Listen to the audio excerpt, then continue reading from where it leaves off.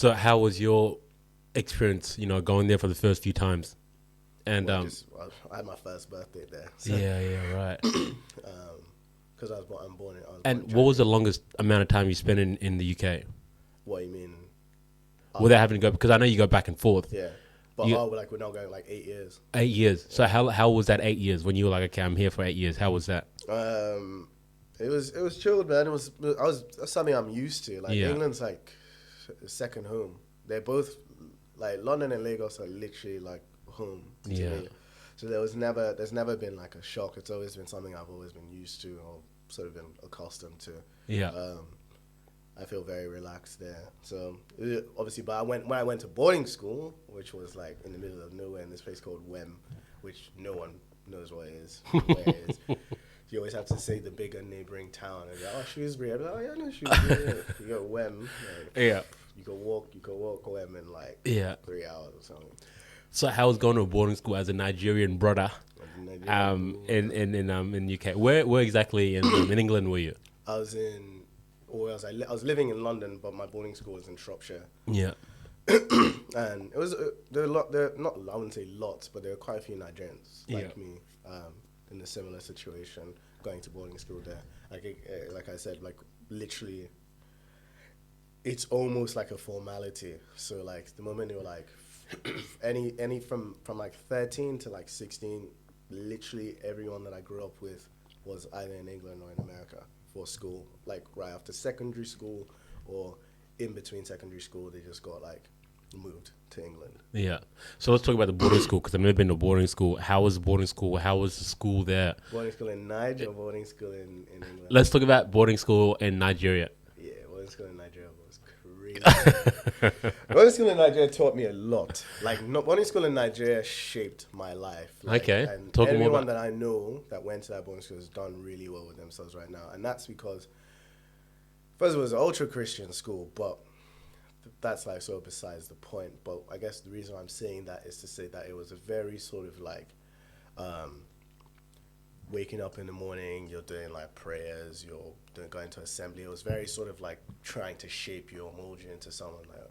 But all the people who went to that school were like British Nigerian kids, American Nigerian kids, and like Canadian Nigerian kids who got in trouble or who families were trying to make sure, it's like standard Nigerian family, like their kids like maybe they're fearful that their kid might get into some trouble or might be going in the wrong direction, so they send them back to Niger. So it was just like all of us in there. And I don't want to say it was like a jail, but it kind of had that sort of, pennant. But we learned just everyone, like waking up in the morning, people doing like pull-ups and stuff like that. But it was like mixed school as well. But you had to be just so sharp and so quick with things because it was like quite competitive academically, but at the same time, just even things like how you wear a uniform. We had to wash our clothes like with our hands and stuff, Yeah, and things like. But like in Niger, it's just people always want to come fresh. So it's like when I when I go into school, like I want my uniform to be like flawless. So I'm gonna like soak it, make sure that my whites are like white, pristine. Like you're yeah. ironing your clothes, you're laying your beds in the morning.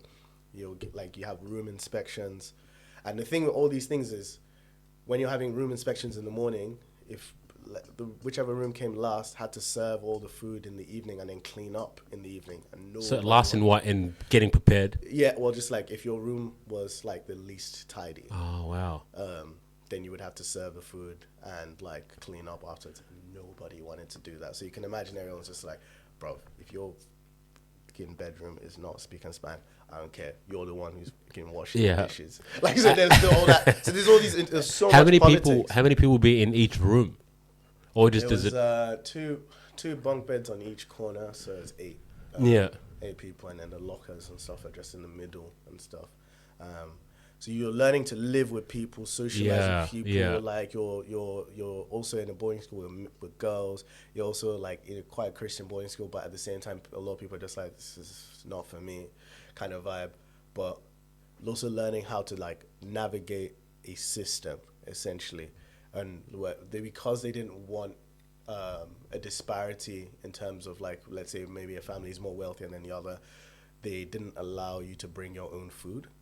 Oh. like your own like provisions and stuff.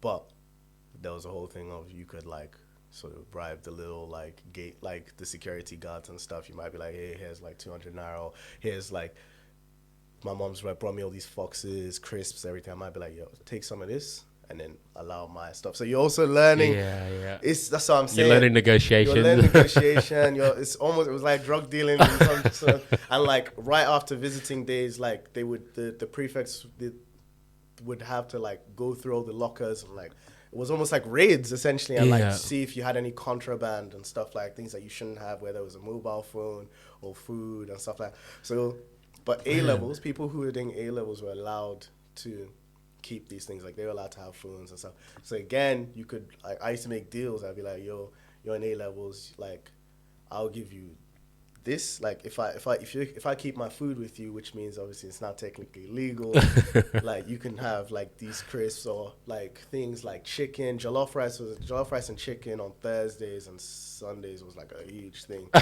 So, and on Sundays right after church, they would give like a little pack thing. It was like a Sunday pack thing where you had like chocolate, stuff like that.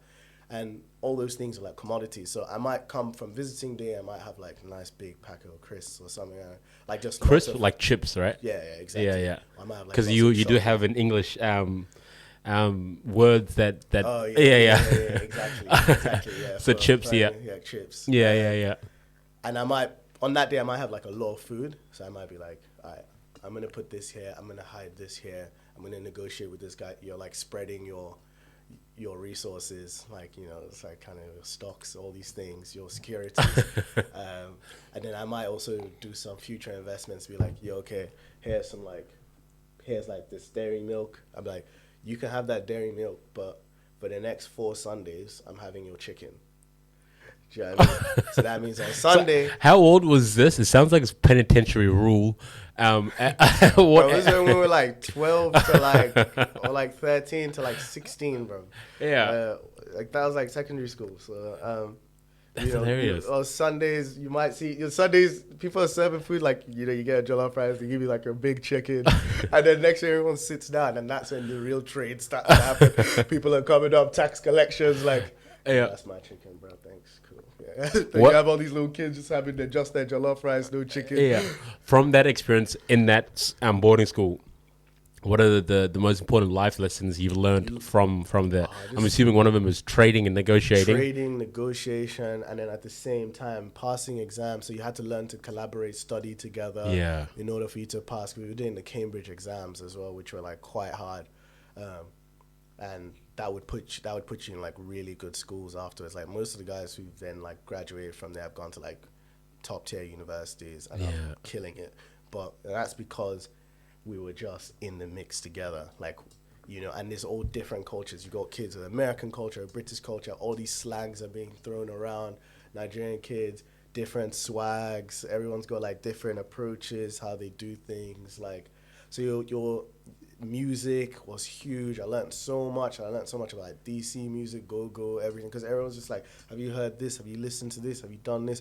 People are like, you're having rap battles, spitting battles, you're having fights. Lots of fights. Is there a lot of fights? Yeah, I was assuming I was going to ask that next, like whether how people going to like be in the same, you know, school with so much different, you know, yeah. And so that's why. So it was like the real world, but in like a condensed stage. You know what I mean?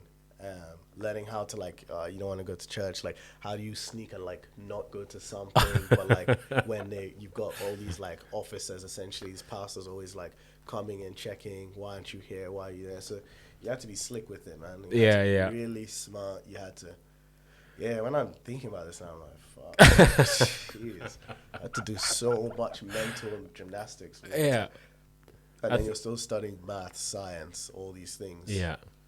That's so dumb, so fascinating. I've never really sat down and asked questions about what it was like in a boarding school, specifically like in Africa. Yeah, right. What was it like, the boarding schools in the UK, in London? I was in London, right? No, I was in Shropshire. Shropshire, West Midlands. So that wasn't as intense because I wasn't even in the boarding house itself. And obviously with this, it's not as Yeah. Obviously, just Nigerians have a different way of doing things. So obviously, it's not. It has its own different. You learn a different thing. Yeah. But I would say the boarding school, my friends probably dealt with more of the classism. Yeah. Because they went to proper I went to more of a grammar one. It was a bit more a good school, but more for the community. So it was just more so in that area because the families and the county had just invested quite a lot in there. It was just good for everyone. It was a really nurturing school. But I actually didn't live in the boarding house itself. I lived in a host family. So what's a host family? You can either be in the boarding house or you could live with someone who taught at the school, for instance, or something. You can live in their house and they host you and they have a room for you, and they basically there's a stipend that your mum puts or your dad or your family put towards it goes to them, cooking for you every day and doing all those little things. They sort of provide the food and living. Did you live with other students? Yeah, so it was me and two other guys, my friend Laulu and my other friend Max, a German dude. And there's this big house run by this lady Sue Castle. She's sick. Was it dope? Dope, and she taught me so much as well. Yeah. Just put me onto so much. She taught me about the Vietnam War. She was proper she was I think she taught English and literature and stuff like that. So she had that deep mind, and she actually was from London, who moved there, but really nurturing, really bigger than life sort of personality. Used to sing and do the choir and play the piano. Sort of rich and liked cooking. Yeah. In the morning, you'd always be going,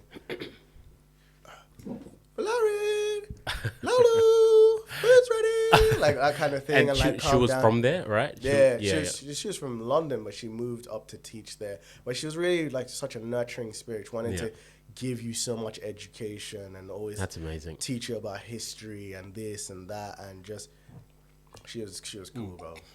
Cool. So other than spending time in the boarding school and at that house, what did you guys do for free time when you guys were on holidays? That was the cool thing of actually living in the host family, because the boarding house you had to get back at a certain